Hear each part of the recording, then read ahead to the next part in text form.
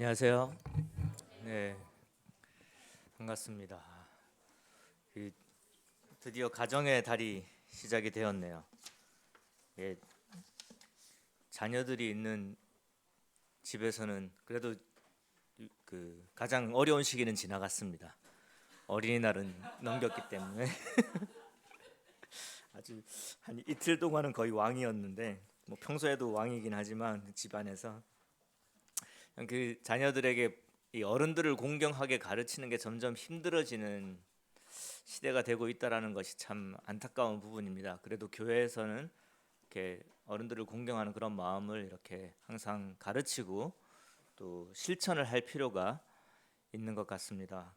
오늘 십계명에서도 오늘 뭐 에베소서 말씀에서 봤지만 십계명 중에서 약속이 있는 첫 계명, 그러니까 부모를 공경하는 것이 이 땅에서의 나를 길게 해준다라는 약속이 있는 계명입니다. 그래서 이제 그런 말씀이 있는 걸 생각할 때 우리 노성도님들뿐만 아니라 모친님 부친님들뿐만 아니라 우리 모든 성도님들이 또 건강하게 이 땅에서 참 하나님의 복을 잘 누리시면서 사시기를 기도드리는 그런 마음이 있습니다. 그러나 그것보다 더 중요한 것은 우리 마음 속에 그 영원히 살아갈 그 부활의 소망을 안고 사는 것이 우리 삶을 더욱더 기쁘게 만들고 소망이 넘치게 만들 것이라는 그런 믿음이 있습니다. 오늘 고린도전서 15장 말씀 함께 보시겠습니다.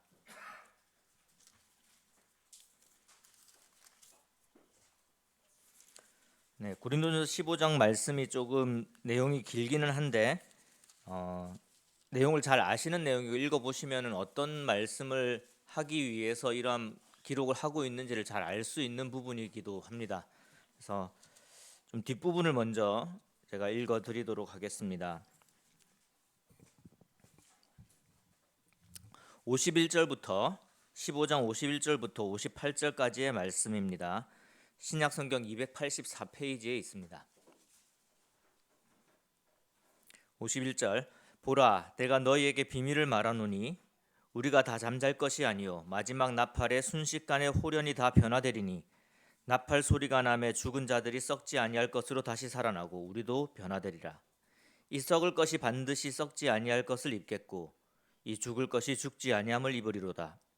이 썩을 것이 썩지 아니함을 입고 이 죽을 것이 죽지 아니함을 입을 때에는 사망을 삼키고 이기리라고 기록된 말씀이 이루어지리라. 사망아 너의 승리가 어디 있느냐? 사망아 네가 쏘는 것이 어디 있느냐? 사망이 쏘는 것은 죄요 죄의 권능은 율법이라. 우리 주 예수 그리스도로 말미암아 우리에게 승리를 주시는 하나님께 감사하노니 그러므로 내 사랑하는 형제들아 견실하며 흔들리지 말고 항상 주의 일에 더욱 힘쓰는 자들이 되라. 이는 너희 수고가 주 안에서 헛되지 않은 줄 알미라. 사실상 고린도전서 15장에 있는 말씀은 이 고린도 교회에 전달하는 여러 가지 메시지들을 결론 짓는 말씀입니다.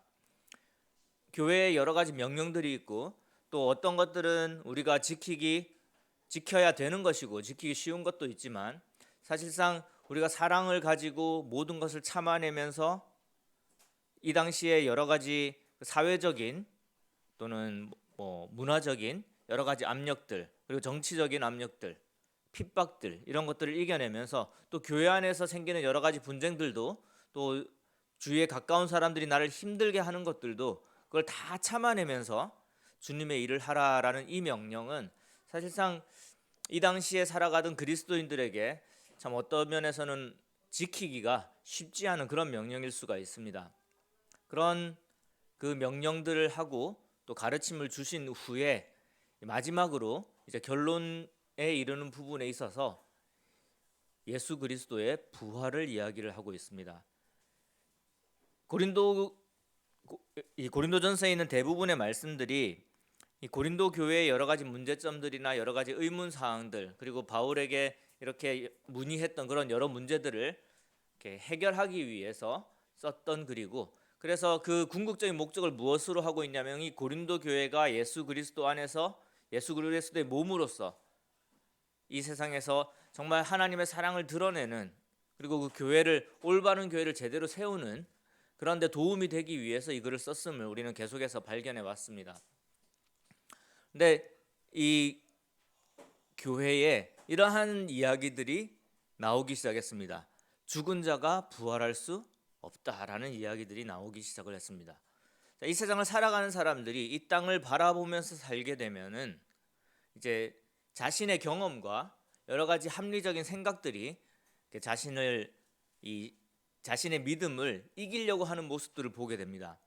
그래서 주위의 사람들이 죽고 또 그 사람들이 살아나는 것을 보지 못하는 것이 이제 지속되다 보면은 정말로 사람이 부활할 수 있을까? 그러니까 그리고 이 당시에도 이제 뭐 과학이라고 하기는 뭐 하지만 이제 논리적인 그런 이성적인 그런 사고를 하는 그런 여러 이제 학문들이 있었죠. 지금 이 시대에도 우리가 과학이라는 이름으로 사람이 과학적으로 생각하고 이성적으로 생각하는 것이 맞다라고 이야기를 하기 때문에 그런 측면에서 보게 된다면 죽은 사람이 다시 살아난다라는 것은 도저히 있을 수가 없는 일이다. 과학적으로도 그렇고 이성적으로도 그렇다라고 결론을 내리기가 쉽습니다. 그리고 대부분 그렇게 믿고 살아가고 있는 것이죠. 근데 지금 하나님의 교회 안에 그러한 이야기들이 이제 오가고 있었던 것을 볼 수가 있습니다. 그래서 바울은 분명하게 죽은 자의 부활이 있음을 이 15장을 통해서 이야기를 하고 있습니다. 그 논리를 한번 쭉 찾아보시면은 우선 첫 번째로 이 죽은 자의 부활은 이 교회를 이루는 교회를 이루기 위해서는 누가 있어야 되죠? 성도가 있어야 되겠죠. 그럼 성도가 되려면 뭐가 있어야 되죠? 하나님에 대한 믿음이 있어야 됩니다. 그럼 그 믿음의 근본은 무엇입니까? 하나님이시죠. 우리의 믿음의 근본은 우리는 하나님을 믿는 거예요. 예수 그리스도를 믿는 것이고. 근데 그 신앙의 가장 근본되는 것 중에 하나가 뭐냐면 부활이라는 거죠. 예수 그리스도의 부활을 믿지 않고서 하나님을 믿고 그 하나님의 우리의 죄를 속죄하시는 그 구원의 복음을 믿을 수는 없는 것입니다. 그래서 예수 그리스도의 부활을 분명하게 이야기함으로써 예수 그리스도께 약속하신 죽은 자들의 부활, 그러니까 우리들의 부활도 함께 증명을 하고 있습니다. 고린도서 15장 13절에 보시면 죽은 자의 부활이 없다면은 그러면 어떻게 되는 거죠? 우리 믿음의 가장 기본이 되는 예수 그리스도의 부활도 없다라는 말이 되는 것입니다. 15절에서 그렇게 이야기를 하고 있는 것이죠. 죽은 자의 부활이 없다면 그리스도께서도 다시 살아나지 못했을 것이다. 그러면은 우리는 도대체 무엇을 믿는 것이냐 하는 것이죠. 이것은 무엇이냐면은 하나님께서 과연 그러면 생명을 다루실 능력이 부족하신 것입니까? 자, 예수 그리스도께서 부활을 하지 못한다. 또 죽은 자의 부활이 없다라는 것은 하나님께서 분명하게 약속하신 그 부활을 하나님께서 실행하실 능력이 없다라는 말이 되는 것인데 사망이라는 것도 피조물에 속합니다. 무슨 말이냐면 하나님께서 인간을 지으셨을 때 원래는 이제 하나님과 함께 교제 속에 있으면 영원한 생명을 지닐 수도 있는 사람으로 지으셨지만 범죄함으로 인해서 죽음이 들어오게 된 것입니다. 그래서 하나님의 명령에 의해서 된 것이 죽음인 거예요. 하나님이 모든 것을 발 아래 두셨다라고 했었을 때 죽음도 당연히 하나님의 발 아래 두신 것입니다. 하나님의 순종할 수밖에 없는 피조물이라는 거예요. 사망조차도. 그러니까 하나님께서 생명을 좌우하실 권능이 없겠느냐 하는 질문을 우리에게 던지고 계시는 것입니다. 그러면 예수님께서 부활하지 못하셨다면은 우리의 복음에는 어떤 의미가 있습니까? 예수님이 그냥 죽으셨다면은 우리 죄가 해결되고 복음을 들어서 우리는 하늘의 소망을 가지고 사는데 예수님이 죽은 걸로 끝났다면 우리도 죽는 걸로 끝났다라는 것이 돼버리는 것이죠. 그렇기 때문에 절대 그럴 수는 없다라는 것이죠. 무슨 말이냐면은 죽은 자의 부활이 분명히 있다라는 말씀을 하시는 것입니다. 이 우리의 전하는 복음은 예수 그리스도께서 우리의 죄를 위하여 죽으시고 완전히 이 죄의 문제를 해결하시고 살아나심으로써 생명이 되셨다는 것입니다. 죄로 인해 죽는 것으로 끝나는 것은 복음이 아닙니다. 죄로 인해 죽었지만 이제 영원한 삶으로서 살게 되었다는 것까지가 우리의 복음이 된다라는 것을 기억할 필요가 있습니다. 그렇다면은 또 묻습니다. 자, 교회가 계속해서 복음을 전하면서 많은 사람들이 예수 그리스도의 복음 때문에 핍박을 당하고 죽게 되었습니다. 그 당시에도 이제 먼저 죽은 성도들이 있었음을 볼 수가 있습니다. 그럼 그런 주님을 위해서 그리스도를 믿고 박해를 받고 죽은 사람들은 결국 만약에 죽은 자들의 부활이 없다면은 망한 거죠. 정말 불쌍한 생을 살다가 그냥 죽게 되었다는 것은 이 땅의 삶이 전부고 부활이 없다라면, 부활의 소망이 없다면은 이 사람들은 그냥 망한 거예요. 정말 그냥 불쌍한 삶을 살고 죽은 것밖에 안 돼요. 우리가 그냥 측은하게 여겨야 될 대상이 되는 것밖에 아닙니다. 근데 그렇지 않다라는 것을 말씀하시는 것입니다. 그래서 죽은 자의 부활이 없으면 그리스도의 부활이 없는 것이고, 그리스도의 부활이 없으면 우리의 믿음이 아무런 의미가 없고, 그 믿음으로 인해서 주님을 섬기는 삶은 가장 불쌍한 삶이 될 것이다. 이렇게 강조하는 이유는 그것이 아니라는 것을 더욱더 강조하기 위해서 그런 것입니다. 우리의 삶은 부활이 있기 때문에 우리의 이 주님을 위해서, 주님의 복음을 위해서 온전히 희생되는 삶이라고 할지라도 그것이 정말로 복된 삶이 될 수 있다라는 것을 반증하는 것으로 볼 수가 있습니다. 그러면서 잘 부활에 대해서 잘 이해하지 못할 수도 있는 그런 고린도 교회 성도들에게 그럼 부활이라는 것은 어떤 부활을 이야기하느냐라는 것을 이 그리스도의 부활을 이야기하시면서 설명을 해주시고 있습니다. 우선 20절에 보시면은 그리스도께서 부활의 첫 열매가 되셨다라는 말씀이 있습니다. 첫 열매라는 건 무엇이죠? 가장 먼저 열린 그 결실이라는 것입니다. 그러니까 하나님이 준비하신, 우리를 위해 준비하신 그 놀라운 부활의 첫 번째 예시, 그 첫 번째 시작은 예수 그리스도였다라는 것입니다. 시간적으로도 그렇고 의미적으로도 그렇습니다. 저번에도 몇 번 이 부분에 대해서 다룬 적이 있는 걸로 기억을 하는데, 그 전에 부활한 사람이 있지 않습니까? 있나요? 예수님 전에 부활한 사람 있잖아요, 그죠? 그러니까 죽었다가 다시 살아난 사람은 있어요. 근데 지금 여기서 말하는 죽은 자의 부활로서 부활하신 분은 예수님이 첫 번째입니다. 그 죽은 자에서 부활을 무엇을 말하냐면은 사망을 온전히 이긴 부활을 이야기하는 것입니다. 사망을 이긴 부활이란 건 무엇입니까? 부활을 하고 나서 다시 죽지 않는다라는 의미이죠. 그래서 부활을 하고 나서 다시 죽지 않는 그 영원한 삶을 살게 되는 부활로서 부활하신 그 첫 열매가 예수 그리스도고, 의미적으로도 예수 그리스도 안에서 우리 모두가 함께 생명을 얻게 되는 것이기 때문에 그 예수님의 부활이 가장 먼저 된다라는 것입니다. 이것은 나중에 이 예수님이 어떤 분이신지를 우리 복음을 통해서 잘 이해하는 것들이 이제 필요한 것을 알 수가 있는데, 아담과 예수 그리스도를 비교를 하죠. 아담은 이 땅에 속한 육체로서 이 땅에 왔습니다. 아담의 모든 후손들은 이 땅에 속한 자로서 죽을 수밖에 없는 존재로 이 땅에 태어났다라는 것입니다.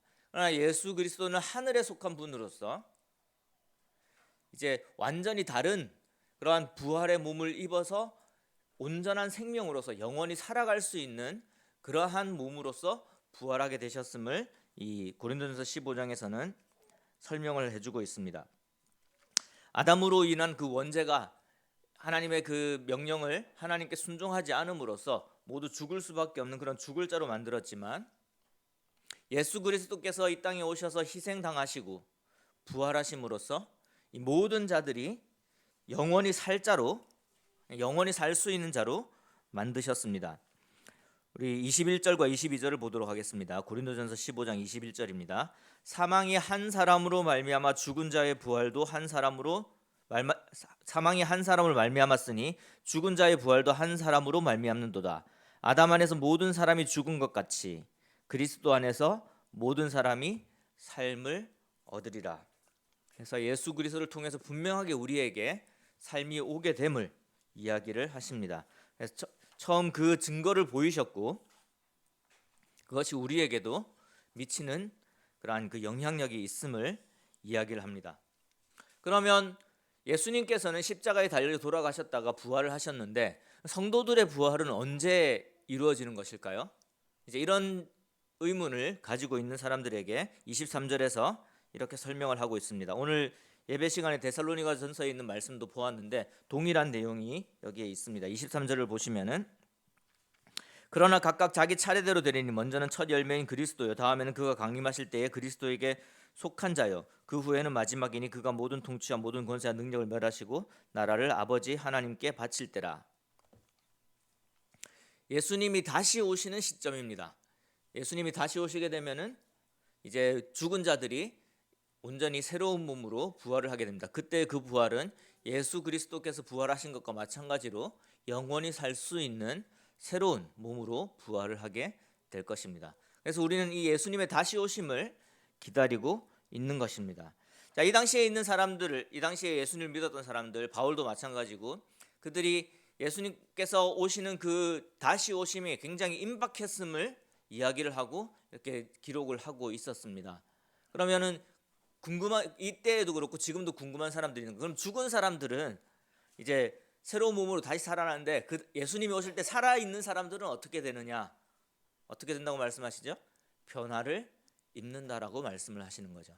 그래서 이 땅에서 죽음을 맛보지 않은 것은 하나님의 놀라운 은혜이죠. 예수님이 우리가 살아 계실 때 다시 오신다면은 그것을 맞이하는 우리들은 정말로 큰 은혜를 받은 자들일 것입니다. 그런데 이대로 올라가는 것이 아니라 죽은 자들의 부활과 마찬가지로 예수 그리스도께서 부활하신 그 몸과 마찬가지로 변화된 몸으로서 우리가 예수님을 만나게 될 것이라고 이렇게 기록을 해 주시고 있습니다.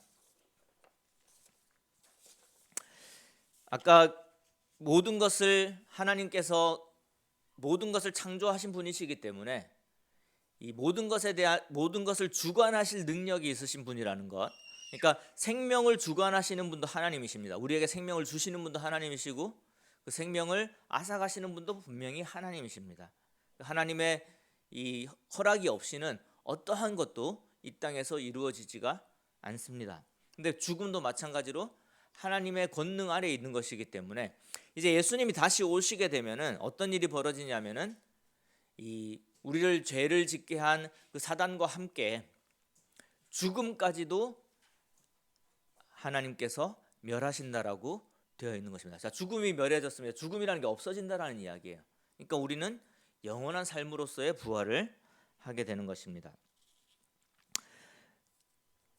26절 보시면은 25절부터 보겠습니다. 그가 모든 원수를 그 발 아래에 둘 때까지 반드시 왕노릇 하시리니 맨 나중에 멸망받을 원수는 사망이니라. 27절 만물을 그의 발 아래 두셨다 하셨으니 만물을 아래에 둔다 말씀하실 때에 만물을 그의 아래에 두신 이가 그 중에 들지 아니한 것이 분명하도다. 이게 무슨 말이냐면 시편 8편에 이제 예수 그리스도에 대한 이 메시아 시편입니다. 예수님을 하나님보다 조금 못하게 하시고 영광과 존귀로 관을 씌우셨나이다. 주의 손으로 만드신 것을 다스리게 하시고 만물을 그의 발 아래 두셨으니 이게 이제 시편에 예언된 메시아에 대한 예언입니다.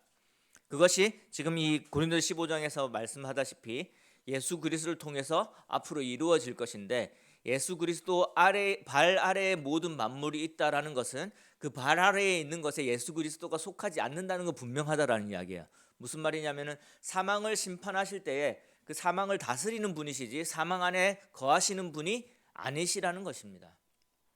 그러니 예수 그리스도 안에서 함께 하나님과 연합된 우리들도 이 사망을 온전히 이기고 영원히 살게 될 것을 말씀하고 계시는 거예요. 우리가 주님을 믿을 때에 분명히 이런 믿음을 가지고 믿었지만 이 당시에 이제 많은 그리스도인들이 이러한 것을 분명하게 알지 못했을 때 이렇게 소망을 가진 삶을 살기가 힘들었을 것 같아요. 그래서 바울은 분명하게 기록을 해주고 있는 것입니다.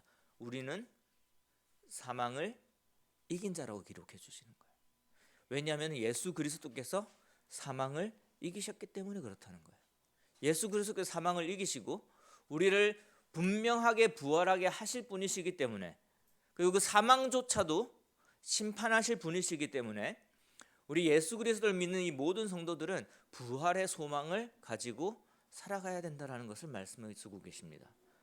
이러한 이 말씀이 우리 지금 이 시대를 살아가는 성도님들에게도 동일한 소망과 희망이 되기를 원하는 마음이 있습니다. 사실상 이제 사람이 살아난다라는 것은 이 땅을 살아가는 사람에게는 참 받아들이기 힘든 이야기거든요. 이 당시에 이제 총독이었던 베스도도 바울이 이 예수 그리스도의 부활을 전하니까 뭐라고 이야기를 하냐면은 너의 너무 많은 학문이 너를 미치게 했다라고 이야기할 정도였습니다. 그러니까 참 상식적으로 학문을 배운 사람 같은데 사람이 부활했다라고 이야기하니까 나오는 반응들은 네가 미쳤구나라는 반응이 나오는 거예요. 그런데 그 부활하신 예수 그리스도를 이 당시에 이 교회는 분명하게 믿고 그 예수 그리스도를 전했습니다. 이 예수 그리스도의 부활이 얼마나 분명한 사실인지는 우리에게 복음이 전해진 것으로도 충분히 알 수가 있습니다. 어떤 이 로마 시대 때 여러 이 가르치는 학자들이 등장을 했었어요. 이단 종교들이 많이 생겨납니다. 얼마나 오래 갔을까요? 그런 종교들이 보통 언제 끝나냐면은 많은 사람들이 모였다가 그것을 가르치는 사람이 죽으면은 그 이단이 그냥 없어지는 거예요. 다 흩어지는 거예요. 실제로 이제 그 사도행전 5장에 보시면은 그 율법학자가 그런 이야기를 하거든요. 많은 예수님을 전하는 사람들이 많아지니까 이제 한번 놔둬봐라 그래요. 왜 놔둬봐라고 그랬을까요? 정말로 저게 하나님으로부터 온 거면은 그 사람들 막는 거는 하나님을 막는 게 될 것이고, 그게 아니라 사람으로부터 온 거면은 그 사람이 다 죽게 되면은 어차피 다 끝날 것이다 라고 이야기하는 거죠. 세상에 그 이단들이 그래요. 지금 같이 이렇게 종교의 자유가 주어지는 이 시대조차도 어떤 교주가 많은 세력을 모았다가 그 사람이 죽으면은 한 대, 1대, 2대를 가지를 못하잖아요. 그렇죠? 2세대를 가지를 못하잖아요. 다 흩어지잖아요. 근데 이 당시가 어떤 때였습니까? 로마 시대 때가 그리스도인들을 그래 너희들 믿으니까 잘 믿어봐라 이렇게 하던 때였습니까? 아니죠. 예수님을 죽였던 사람들이 여전히 교회를 핍박하고 있을 때였습니다. 그러면 유대인들하고 이 바리새인들만 핍박을 했나요? 나중에 로마 제국 전체가 그리스도인들 핍박했었습니다. 예수님을 믿는 그 부활의 복음을 전하는 사람들을 잡아서 죽이기 시작했어요. 베드로가 예수님이 잡혔을 때의 반응을 한번 생각을 해보세요. 제자들이 예수님이 잡혔을 때 반응을 한번 생각해 보십시오. 그때의 제자들은 무엇을 보지 못한 제자들입니까? 부활이라는 걸 전혀 경험해 보지 못한 제자들이에요. 물론 이제 예수님께서 어떤 죽은 사람을 살리는 것을 봤지만 그 사람도 그냥 우리와 같은 사람일 뿐이었던 거예요. 그러니까 정말로 나에게 그 부활의 생명이 올 것이라는 걸 경험해 보지 못한 사람이에요. 그런데 뭔가 다 해줄 것 같이 따랐던 사람이 로마 군인들에게 잡힌 거예요. 그리고 제사장 그 당시 이제 유대인 세력들에게 잡혀가지고 재판을 받게 되는 상황이 된 거예요. 그러니까 제자들의 반응이 어땠습니까? 다 흩어진 거예요. 예수님을 따랐던 끝까지 따랐던 11명밖에 안 되는 그 제자들조차도 예수님이 잡히고 죽게 되니까 다 흩어졌다라는 이야기예요. 베드로는 심지어 3번이나 예수 그리스도를 부인합니다. 자, 이런 사람들이 그 당시 종교의 박해와 로마의 박해를 이겨내고 어떤 한 진리를 계속해서 너를 죽이겠다라고 하는데 이야기를 했다면은 그 사이에 뭔가 분명한 일이 있어야 되는 거죠. 어떤 일이 있어야 됩니까? 그가 믿던 예수 그리스도께서 부활하신 그 예수 그리스도를 만난 거예요. 그걸 만나지 않고는 이걸 이겨낼 수 있는 방법이 없는 거예요. 그만큼 분명하기 때문에 그 2000년 동안 엄청난 그 박해를 이겨내고 우리에게 복음이 전해진 겁니다. 왜냐하면은 예수 그리스도가 살아나셨으니까 나도 다시 살아나겠다는 그 믿음이 있었기 때문에 복음이 전해질 수 있었던 거예요. 그것이 너무나도 분명하기 때문에 예수 그리스도가 나를 살리실 것이 너무나도 분명하기 때문에 이 땅에서 내가 한마디 예수 그리스도가 살아나셨습니다 이 한마디를 하고 죽는다고 하더라도 그 삶에 가치가 있다는 걸 아는 거예요. 이 땅에서 작은 약속만 있어도 우리는 그걸 하기 위해서 노력을 합니다. 그렇지 않습니까? 월급 준다고 그러면 우리가 회사에 충성을 다하잖아요. 그런데 영원한 생명을 본 사람들에게 있어서는 다른 어떠한 약속도 이 약속에 비기지 못하는 거예요. 야, 네가 예수님을 부인하면 살려줄게. 이게 아무런 역할을 못한다라는 이야기예요. 너 예수님 계속 전하면 내가 너를 죽일 거야? 예수님 부인해. 예수님 부인하면은 잘 살게 해줄게. 네가 하고 싶은 거 다 하게 해줄게. 이게 아무런 역할을 못하는 거예요. 왜 그렇죠? 예수 그리스도께서 부활하셨기 때문입니다. 바울을 보세요. 바울이 열심히 핍박하고 자기의 그 분명한 믿음에 따라서, 내가 하나님을 섬긴다는 믿음에 따라서 그리스도를 믿는 사람들을 핍박했던 사람이에요. 근데 누구를 만났죠? 다시 사신 부활하신 예수 그리스도를 만났다라고 이야기합니다. 그 부족한 나에게도 예수 그리스도가 보이셨다. 부활하신 예수 그리스도가 보이셨다라고 고린도전서 15장에 이야기를 하고 계시는 거예요. 그리고 부활하신 예수 그리스도를 만났을 때 다른 어떤 것도 의미가 없어지는 거예요. 그래서 이 바울은 뭐라고 이야기를 했냐면 내가 부활하신 예수를 전한다라고 이야기를 하시는 거예요. 우리가 살아가면서 이 진리를, 이 분명한 믿음을 우리 삶 속에서 정말로 힘이 발휘될 수 있도록 해야 돼요. 근데 사실상 저도 겪어봐서 아는데 이 죽음이라는 것의 이 공포는요, 어떤 공포들보다 비교할 수 없는 공포죠. 사실 우리 이 땅에 살아가는 사람들을 움직이는 대부분의 가장 강력한 힘을 보면은 그건 죽음이에요. 한번 생각을 해보겠습니다. 최근 코로나 때문에 많은 변화가 있었죠. 왜 코로나 때문에 세상이 변해야 되는 거죠? 그 이면에는 무엇에 대한 두려움이 있는 것입니까? 네, 죽음에 대한 두려움이 있는 거예요.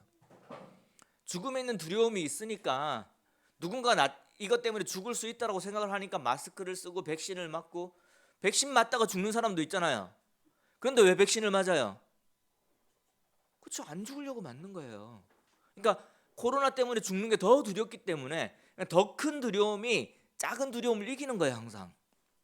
그 모든 결정들 가운데서 가장 큰 힘을 발휘하는 거는요, 죽음이에요. 이 땅에서. 그렇지 않습니까? 죽음보다 더 강력한 힘을 발휘하는 것을 보신 적이 있습니까? 그러니까 이 세상의 가장 강력한 힘은 이 세상을 좌지우지하는, 그러니까 하나님 믿지 않는, 하나님을 모르는 그 많은 이 세상 사람들을 좌지우지하는 분명한 힘은 죽음이라는 거예요. 죽음의 두려움은요, 상상을 초월하거든요. 저도 몇 번 그 죽을 고비를, 이게 죽을 고비라고 하면 좀 애매하긴 한데, 이렇게 그 급류에 휩쓸린 적이 한 번 있었고요. 그 다음에 반지하에 살 때 이렇게 홍수가 나가지고 물이 잠긴 적이 있어요. 반지하가 이렇게 빠져나가지 않은, 왜냐하면은 바깥에도 무릎 이상으로 이렇게 물이 차는 정도면은 반지하는 다 잠기는 거거든요. 거기서 빠져나가지 못하면 죽는 거죠. 근데 이제 문을 여는데 안 열리는 거예요. 이게 수압 차이가 있으면 문이 안 열리거든요. 근데 이제 다행히 사람들이 많이 도와줘가지고 이렇게 열고 나갔는데, 저 이 이야기 한번 한 적 있는 것 같은데 나중에 돌아보니까 문이 휘어져 있더라고요. 이 철문인데, 두꺼운 철문인데, 그러니까 밑에서 물의 압력이 있고 그다음에 미는 힘이 있고 하니까 문이 이렇게 약간 휘어졌더라고요. 그 정도로 이렇게. 그러니까 우리는 물 차면 빨리 나가면 되지 이렇게 생각을 하는데, 그게 실제로 그 상황에 닥치면은 이게 쉽지가 않아요. 딱 한 몇십 초 사이로 그 생과 사가 갈리는 거예요. 그게 좀 더 늦었으면은 안 열리는 거죠, 진짜. 그리고 잘 아시겠지만 반지하는 이렇게 그 문에 이렇게 방범 상살이 있거든요. 그래서 이렇게 창문을 통해서 나가기도 힘들어요. 누군가 그것을 이렇게 밖에서 이렇게 부셔가지고 사람을 구출해주지 않으면은 그런 게 있습니다. 아무튼 그런 걸 겪어보면서 죽음이라는 게 이게 정말, 누가 말하잖아요. 나는 건 순서대로 나지만 가는 건 순서대로 안 간다 이야기 하잖아요. 근데 그걸 진짜 느꼈거든요. 근데 저는 그것보다도 가장 이제 그 죽음이 얼마나 무서운 것인지를 언제 느꼈냐면은, 제가 이제 다른 데 가서는 잘 이야기하지 않지만 우리 묵동교회 성도님들 저를 위해 많이 기도를 해주셨기 때문에 이야기를 할 수가 있는데, 내가 이제 한 잘못하면은 6개월 정도밖에 못 산다라는 그런 그 의사의 이제 판정, 이 뭐라고 해야 되죠? 그 이야기네, 그걸 들은 적이 있는데, 근데 이제 모르겠어요. 뭐 그냥 여러 가지 생각들이 와요. 근데 언제 가장 그게 무섭다라는 걸 느꼈냐면은, 저희 아버지가 이렇게 그 이야기를 듣고, 이제 내가 병원에 있는데 저희 아버지가 이제 기차를 타고 쭉 오시면서, 이제 상황이 그렇잖아요. 이제 이 수술이 잘 되면 다행인데 안 되면 이제 문제가 생길 수도 있으니까. 근데 아버지의 마음이 그랬던 것 같아요. 근데 이제 전화가 왔대요, 누구한테서. 그 대구에 계시는 어떤 형제님인데, 일찍 이제 그 자녀를 먼저 이렇게 주님께 보낸 그 형제님한테 이제 전화가 왔었대요. 이야기를 하는 중에 울음이 멈추지 않는다라고 이야기를 하시더라고요. 그 저는 왜 그러냐면, 이 아버지, 저희 아버지 뭐 여기 아시는 분도 계시겠지만 10대 때 구원을 받으시고 22살 때부터 사역을 하셨어요. 이렇게 정말 그 뭐 섬에 가서 핍박도 당하고 뭐 맞아 보기도 하고 그러면서 복음 전하셨던 분이시거든요. 그러니까 정말 그 뭐 믿음이라고 하면 누구한테 지지 않는 그런 믿음을 가지신 분이신데, 근데 아들의 죽음 앞에서 그렇게 울었다라는 그 말이, 이게 굉장히 크게 남더라고요. 이 제 기억 속에. 잘 하는 이야기는 아닌데, 그만큼 죽음은요, 이 땅을 살아 믿음이 강한 사람에게도 그 죽음이 굉장히 강한 힘을 발휘합니다. 그렇지 않습니까? 우리 성도님들 지금 당장 이가 죽을 수도 있다라고 했었을 때 두려움을 느끼지 않는 사람은 없을 거예요. 그러니까 이 땅에 살아가면은 그 땅에서 주는 그 삶이 계속해서 우리에게 그렇게 입력을 해주는 거예요. 죽음은 무서운 거다, 두려운 거다, 단절이다, 이런 것들 우리에게 계속 알려주는 거예요. 믿음이 있어도 그 순간적으로 오는 그 두려움을 이기기는 힘들다는 이야기예요. 그만큼 무서운 거예요. 그렇기 때문에 더더욱 우리는 무엇을 기억해야 되냐면은, 예수 그리스도께서 사망을 이기신 분이라는 걸 기억해야 되는 거예요. 그리고 결국에는 그 사망도 하나님께서 우리의 죄를 완전히 사해 주신 것처럼, 우리에게 이 죄의 권능이 아무런 역할을 못하게 하신 그 승리처럼, 결국에는 사망도 온전히 우리에게서 아무런 힘을 발휘하지 못하는 때가 분명히 온다라는 것을 성경에서는 여러 번 약속해주고 있는 것입니다. 우리는 이 믿음을 가지고 있어야 돼요. 그러니까 사망이 더 이상 나에게서 어떠한 결정권을 가지지 못하는 그러한 삶으로 우리의 삶을 만들어 나가야 된다는 거예요. 근데 우리는 많은 부분에서 사망의 그 두려움이 정말로 많은 것들을 결정하고 있다라는 것을 우리는 느끼고 있잖아요. 체험을 하고 있습니다. 사실상 그렇거든요.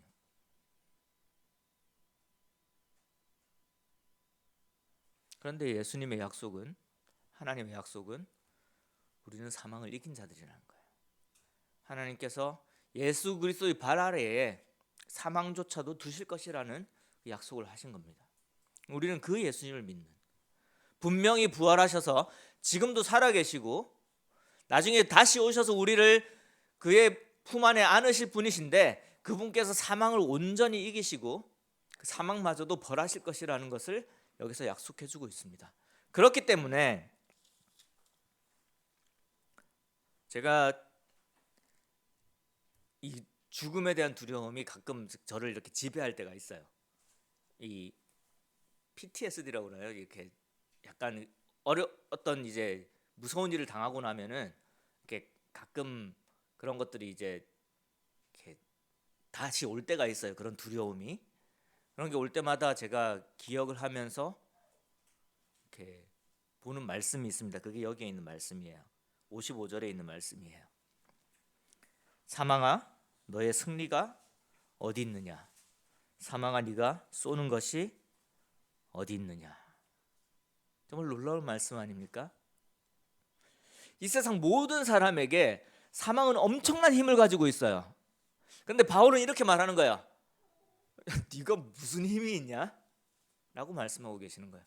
네가 나한테 할 수 있는 게 뭔데? 라고 말씀하고 계시는 거예요.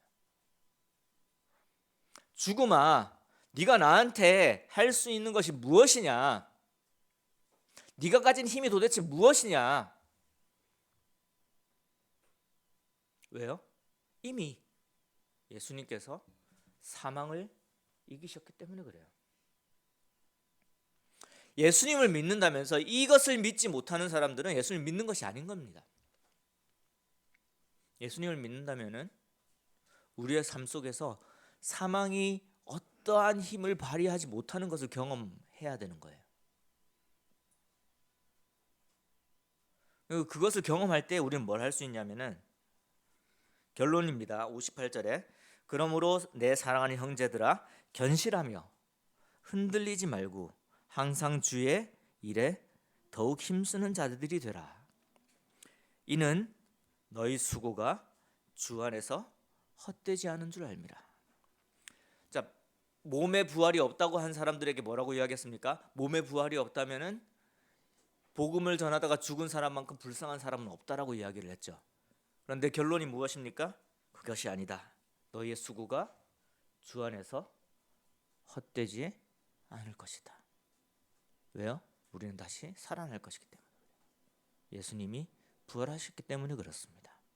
부활하신 예수님께서 우리의 삶 속에 그 부활하신 예수님을 분명히 믿음으로 우리가 살아간다면은 우리는 흔들리지 않을 것이고 튼튼하게 주님을 전하는 주님의 종으로서 이 세상을 살아갈 수 있을 것입니다. 그리고 그러한 사람들이 정말로 성도로서 모여있는 교회는 그 교회가 큰 힘을 얻어서 올바르게 하나님 안에서 자라나갈 것이고 이 세워질 교회가 될 것임이 분명한 약속입니다. 우리 성도님들 이 말씀을 기억하시면 좋겠어요. 그리고 그 사망의 두려움이 어떠한 두려움이 나한테 다가올 때마다 그래서 어떡할 건데? 네가 나에게 쓸 수 있는 무기가 있냐? 너에게 어떠한 힘이 있느냐? 이렇게 되물을 수 있는 그런 성도님이 되시길 바랍니다. 그것이 실질적으로 우리의 삶을 더욱더 하나님께 충성되게 만들 수 있는 힘이 되는 거예요. 왜냐하면 세상에서 가장 강력한 힘을 우리는 이길 수 있으니까. 세상이 가장 두려워하는 것을 우리는 이길 수 있기 때문에 어떠한 것도 우리를 막지 못하게 될 것입니다. 그런 승리하는 그런 경험들을, 그런 열매들을 우리 성도님들이 많이 이렇게 느끼실 수 있기를 기도를 드립니다.